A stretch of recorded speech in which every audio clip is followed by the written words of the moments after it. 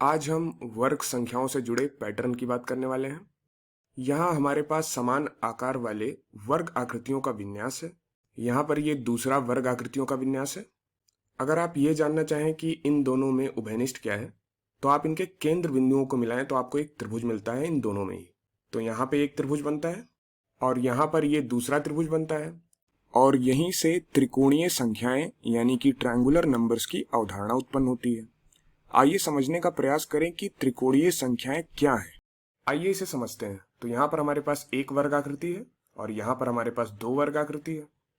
तो यदि हम इन दोनों को जोड़ें, इनका संयोजन करें, तो हमें 1+2 बराबर 3 मिलेगा और ये 3 ट्रायंगुलर नंबर यानी कि त्रिकोणीय संख्या है।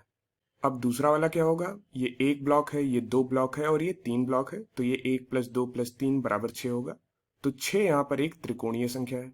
यहाँ पर हम इन वर्ग आकृतियों को ब्लॉक्स भी कहते हैं। अब यहाँ पर हमारे पास एक दूसरे प्रकार का विन्यास है और अगर हम इस विन्यास को देखें तो हमें एक प्रकार का वर्ग मिलता है। तो इसे हम वर्ग संख्या यानी कि स्क्वायर नंबर कहते हैं।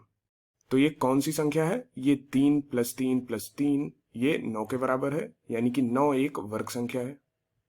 अब यहाँ पर एक रोचक अवलोकन है, एक इंटरेस्टिंग ऑब्जर्वेशन है। वो ये है कि इन दोनों विन्यासों को मिलाने से हमें ये तीसरा विन्यास प्राप्त होता है जो कि वर्ग आकृति का है। तो क्या ऐसा हो सकता है? आइए देखते हैं। तो चलिए इन दोनों विन्यासों को मिलाते हैं। तो हम इन ब्लॉक्स को यहाँ पे रखने की कोशिश करते हैं। तो एक ब्लॉक को यहाँ पे लेके आते हैं और इन दोनों ब्लॉक्स को यहाँ पे लेके आते हैं और ऐसा करने से हम पाते हैं कि ये दोनों आकृतियां समान हैं, यानी कि ये दोनों ही आकृतियां वर्ग आकृतियां हैं। तो ये एक रोचक अवलोकन है कि हम त्रिकोणीय संख्याओं का यदि संयोजन करें, इनको मिलाएं, तो हमें एक वर्ग संख्या मिलती है, एक स्क्वायर नंबर मिलता है। चलिए इसको और गहराई से समझते हैं। तो त्रिकोणीय संख्याएं जिसकी शुरुआत एक से होती है, तो एक पहली त्रिकोणीय संख्या है। अब अगली त्रिकोणीय संख्या प्राप्त करने के लिए हमें इसी संख्या में इसके अगली प्राकृत संख्या जोड़ देनी है। तो एक पहली त्रिकोणीय संख्या है, तो इसके अगली प्राकृत संख्या 2 होगी। तो एक यहाँ पे लिखा और 2 यहाँ पे लिखा और दोनों को जोड़ दिया, तो हमें एक के बाद वाली त्रिकोणीय संख्या प्राप्त हो जाएगी जो कि 3 होगी। तो अब हम 3 को लेते हैं और इसी क्रम में आने वाली अगली प्राकृत संख्या को जोड़ देते हैं। तो एक लिखा, 2 लिखा और इसी क्रम में आने वाली अगली प्राकृत संख्या ये 3 है और इन तीनों को जोड़ा तो हमें 6 मिल गया, यानी कि 3 के बाद आने वाली त्रिकोणीय संख्या ये 6 है। अब 6 को यहाँ पे बनाया और इसी क्रम में आने वाली अगली प्राकृत संख्या को जोड़ दिया, तो ये है 1 2 3, ये मिलके 6 को दर्शाते हैं और इसी क्रम में अगली प्राकृत संख्या ये 4 है और इन सब को जोड़ लिया तो हमें संख्या मिल गई 10। तो 6 के बाद आने वाली त्रिकोणीय संख्या 10 है। तो अब आप कल्पना कर सकते हैं कि हम इसी तरह से आगे बढ़ते जा सकते हैं और हमें अगली त्रिकोणीय संख्याएं प्राप्त होती जाएंगी। तो हम इसी पैटर्न को ध्यान में रखते हुए बहुत सारी त्रिकोणीय संख्याएं लिख सकते हैं। तो पहली त्रिकोणीय संख्या 1 है, 1 में 2 जोड़ा तो अगली त्रिकोणीय संख्या 3 आई। अभी 3 में 3 जोड़ा तो अगली त्रिकोणीय संख्या 6 आई। 6 में 4 जोड़ा तो अगली त्रिकोणीय संख्या 10 आई। यहाँ तक हमने लिखा ही है, 1 3 6 10। अब आप कल्पना कर सकते हैं कि अगली त्रिकोणीय संख्या कौन सी होगी।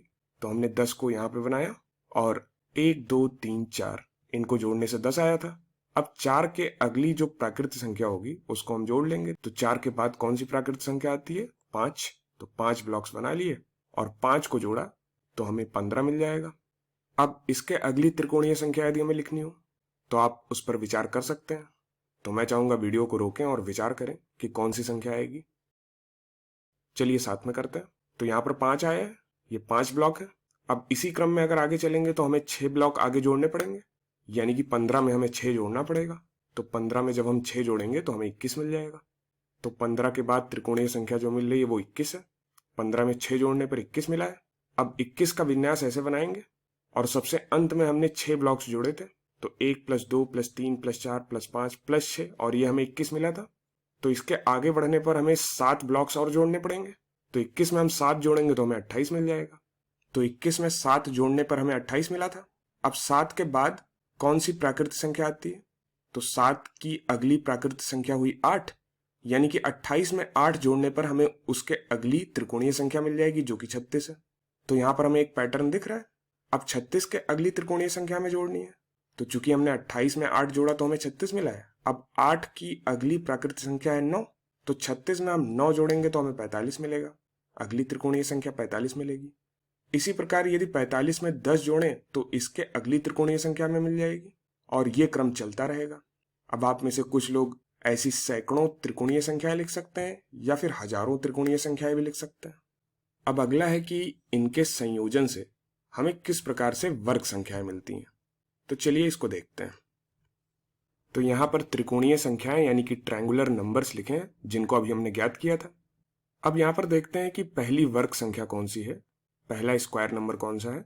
तो ये साफ साफ दिख रहा है कि एक वर्ग है। तो हम कह सकते हैं कि जो पहली वर्ग संख्या है वो 1 है। तो पहली वर्ग संख्या 1 लिख ली यहां पे। अब अगली वर्ग संख्या हम देखते हैं। तो ये दो विन्यास हमें दिख रहा है, इन दोनों का संयोजन करते हैं। तो हम इसको उठा के यहां पे रख लेते हैं, तो हमें एक वर्ग मिल जाता है। यानी कि अगली वर्ग संख्या ये 3 + 1 4 है। तो अगली वर्ग संख्या 4 है।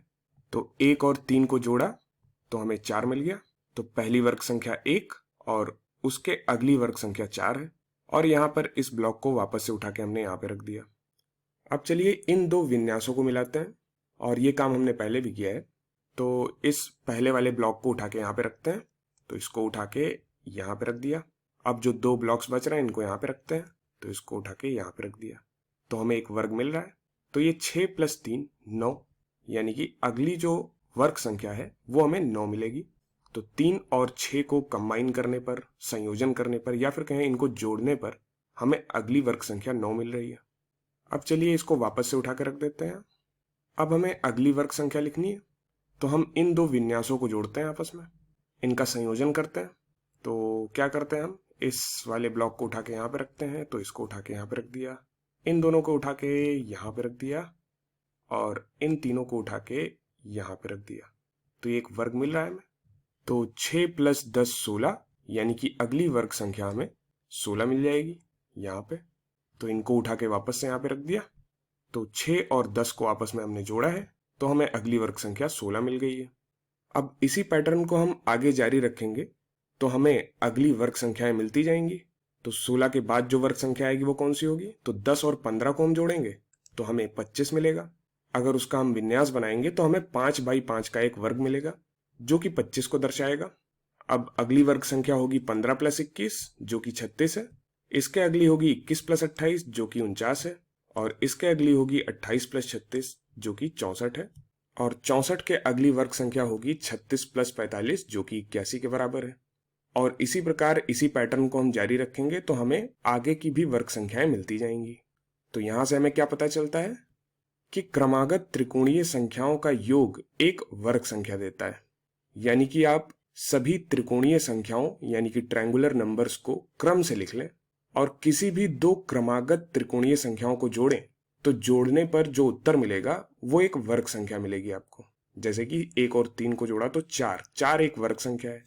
यहाँ पे 10 और 15 को जोड़ा तो 25, 25 एक वर्ग संख्या है। तो किन्हीं भी दो क्रमागत त्रिकोणीय संख्याओं को जोड़ने पर हमें एक वर्ग संख्या मिलती है। और यही यहाँ पर एक महत्वपूर्ण जानकारी है जो हमें याद रखनी है।